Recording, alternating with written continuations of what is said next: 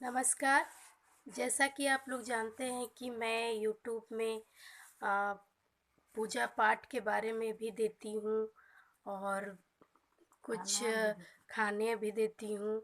तो आज 2021 में जो पहला एकादशी होता है उसके बारे में मैं आज आप लोगों को बताना चाहती हूँ, क्योंकि मैं ये सब आप लोगों को देती हूँ, आप लोग देखते भी हैं। तो पहले तो मैंने बता दिया कि मेरे साथ क्या क्या हुआ है, ये सब सब कुछ, और जो मुझे करना है वो तो मैं करूँगी ही, लेकिन जो मैं यूट्यूब में डालती हूँ वो मैं आज आप लोगों से देना चाहती हूँ, इसलिए मैं आज ये दे रही हूँ। तो 2021 की जो पहली एकादशी होती है, इस बार पूस में हो रही है। जो हिंदू धर्म के लोग करते हैं, पूरे साल भर की एकादशी करते हैं। तो मैं पूस की एकादशी के बारे में बताना चाहती हूँ, जो जिसका नाम सफल एकादशी व्रत होता है। क्योंकि सफल इसे इसलिए बोलते हैं क्योंकि ये एक इच्छा पूर्ति की एकादशी होती है और इससे मनुष्य की इच्छा पूर्ति होती है और इसलिए इसे किया जाता है। तो इस बार की एकादशी पुष्प में कृष्ण पक्ष के दिन है। तो इसका समय है आपका शुक्रवार को ही रात 9:41 में ये हो, मतलब एकादशी पड़ रहा है। लेकिन मेन व्रत जो है वो शनिवार को है और इसको शनिवार के दिन ही आपको करना है। और उपवास जो करते हैं वो उपवास करते हैं, और जो जैसे कि कुछ लोग चावल नहीं खाते हैं, आलू वगैरह नहीं खाते हैं, तो वो लोग, और कुछ लोग इस दिन बहुत कोई ऐसे भी व्रत करते हैं कि इस दिन नमक नहीं खाते हैं। तो उसी के बारे में आज मैं आप लोगों को जानकारी दूंगी कि इसे सफल एकादशी कहते हैं, क्योंकि इस व्रत को करने से आपकी सारी मनोकामना सफल हो जाती है। और शास्त्र के अनुसार ऐसा लिखा है, ऐसा कहा गया है कि इस दिन जो भी मनुष्य अच्छे से व्रत करता है या व्रत नहीं भी करता है, तो जो नियम पालन करता है और भगवान विष्णु की पूजा करते हैं, माता तुलसी की पूजा करते हैं, तो उनकी सारी मनोकामना, मतलब जो भी दिल से एक इच्छा है उनकी, वो पूर्ण हो जाती है। तो इसलिए इसे सफल एकादशी बोलते हैं। तो आज मैं आप लोगों को बताना चाहती हूँ। सबसे पहले मैं इसकी एक कथा बताऊंगी कि इसकी एक कथा है बहुत पहले की, जो शास्त्र में लिखा हुआ है, जो मैं आप लोगों को पढ़कर ही बता रही हूँ। लिखा हुआ है ये कि कई साल पहले एक चंपनपुर में एक राजा थे, महिष। उनके 4 पुत्र थे। तो 4 पुत्र में 3 पुत्र उनके बहुत अच्छे थे, आज्ञाकारी थे और बहुत ही गुणकारी थे। वो सारे अपने पिता के साथ सारे कार्य करते थे। वो राजा जो भी आदेश देते थे, यानी उनके पिता जो राजा थे महिष, तो वो सारे करते थे। लेकिन उनका चौथा पुत्र जो था, उसका नाम था लंपुक, यानी कि सबसे बड़े पुत्र का नाम था लंपुक। वो बहुत ही धूर्त टाइप का था और बहुत ही दुष्ट टाइप का था। वो भगवानों में विश्वास नहीं करता था और इंसानों को सताता था। अपने राज्य के लोगों को अ, भला बुरा करता था और उनकी कोई भी बात, यानी कि अपने पिता तक की वो कोई भी बात नहीं मानता था और सारे पराये लोगों के साथ दुष्व्यवहार करता था। और गांवों में, यानी कि अपने राज्य में इस तरह करता था जैसे वही राज्य है और सारे अनिष्ट कार्य करता था। तो लंपुक के इस बर्ताव को जब राजा को पता चला, यानी उनके पिताजी को ही पता चला, तो उन्होंने लंपुक को बुलाया और अपने घर से बाहर कर दिया। अपने राज्य से ही उन्होंने उसे बाहर कर दिया कि तुम बहुत बिगड़े हुए इंसान हो, इसलिए मैं तुम्हें अपने राज्य से ही बाहर निकालता हूँ। तो इस तरह से लंपुक को बाहर कर दिया गया। तब लंपुक ने सोचा कि अब मैं कहाँ रहूँगा।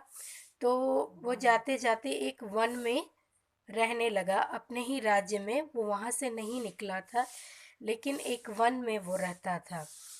वन में रहता था तो उसने सोचा कि अब मैं क्या करूँगा।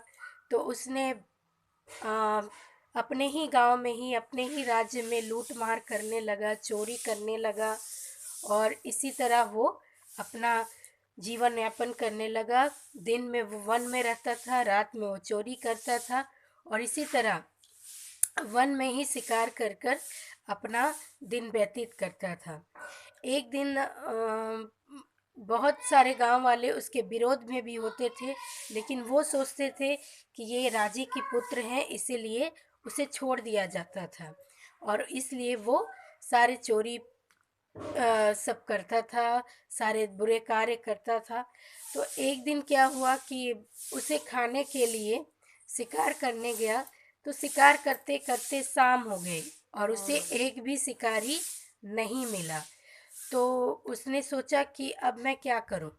करते करते वहाँ पे उसी वन में एक पेड़, पीपल का पेड़ था, जो बहुत पुराना पेड़ था। और उसमें लोग अपने मन्नतें पूरा करने के लिए उसमें पूजा भी करते थे। और कहा जाता था कि उस पीपल के पेड़ में जो भी लोग मांगते थे वो पूरा होता था, और वो बहुत ही इच्छित पेड़ था। तो वैसे ही वन में वो जाते जाते वहाँ पे चला गया और उस पीपल पेड़ के नीचे ही बैठ गया। उसने सोचा कि अब तो मुझे खाने के लिए कुछ नहीं मिलेगा, तो मुझे अब क्या करना चाहिए। तो ये सोचकर वो उसी पेड़ के नीचे रह गया। और उसके बाद उसने उसे बहुत ज़्यादा ठंड लग रही थी, क्योंकि उसके पास पहनने के लिए कपड़े भी नहीं थे। तो उसी पेड़ के नीचे वो सो गया। उसके बाद पेड़ से ही कुछ फल लाया और वो बैठ गया। कुछ देर बाद उसने सोचा कि मैं इस पीपल पेड़ के नीचे ही इस फल को अर्पित कर दूं। इस तरह से वो दिन भर वो भूखे भी रह गया, और उसने उस पीपल पेड़ पे ही सारे फल को अर्पित कर दिया। इससे उस पेड़ के नीचे भगवान की पूजा हो गई। तब भगवान लंपुक तो दिन भर निराहार रह गया, तो इससे उसका व्रत हो गया। एकादशी का दिन था, वो सफल एकादशी का दिन था। तो इससे उसका व्रत हो गया और रात भर जागरण हो गया। इससे भगवान बहुत प्रसन्न हो गए, और उन्होंने प्रसन्न होकर उससे कहा कि अब तुम्हारे सारे जो कुकर्म किए थे तुमने, वो सारे पाप तुम्हारे इस व्रत से और इस जागरण से धुल गए हैं। तुम अपने घर जाओ और अपने पिताजी का सारा काम, राजपाट संभालो और रहो। ये वाणी सुनते ही ऐसी आकाशवाणी हुई और लंपुक सुना। तो उसके बाद वो अपने घर जब वापस गया, तो उसके पिताजी ने उसका भव्य स्वागत किया और सारा राजपाट अपने लंपुक बेटे को दिया। और इसी तरह से उसके घर में जब उसके पुत्र हुए, पुत्री हुई, और सभी मिलकर इस तरह से विष्णु भगवान का व्रत और पूजा करने लगे, और लंपुक और भी राजा हो गया और भी धनी हो गया। और जब ये सब हो गया और वो वृद्ध हो गए, तो उन्हें वैकुंठ में वास मिल गया। तो यही होता है एकादशी व्रत का, यही कथा था सफल एकादशी का, जो मैंने आपको बता दिया। अब मैं बताऊंगी कि कुछ नियम आपको कैसे करने हैं और कैसे आपको इस दिन पूजा करना है। तो सबसे पहले आपको, ये शनिवार के दिन है, तो आपको पीपल पेड़ में जाकर प्रातःकाल स्नान करके, जो भी ये व्रत करते हैं या जो नहीं भी करते हैं, तो ये इस उपाय को कर सकते हैं। तो पीपल पेड़ में आप जाकर जल अर्पित कीजिएगा। उसके बाद शाम में भगवान को उसी पीपल पेड़ के नीचे घी का एक दीपक जलाना है आपको, और तुलसी माता का 11 बार परिक्रमा करना है। और आपको घर पे जैसे जो एकादशी व्रत करते हैं, उन्हें पीले वस्त्र ही पहनना है, मतलब पूरा पीला पहनना है, और विष्णु भगवान को पूजा करना है। इस दिन आपको क्या नहीं करना है, आपको तामसिक भोजन जैसे चावल नहीं खाना है आपको, आलू नहीं खाना है, मीट मछली घरों में नहीं लाना है, प्याज नहीं खाना है, लहसुन नहीं खाना है। आपको बिल्कुल शुद्ध रहना है। आपको ज़मीन पर सोना है, बेड पे नहीं सोना है। तो यही सारे आपको कार्य करने हैं। यही होता है एकादशी व्रत।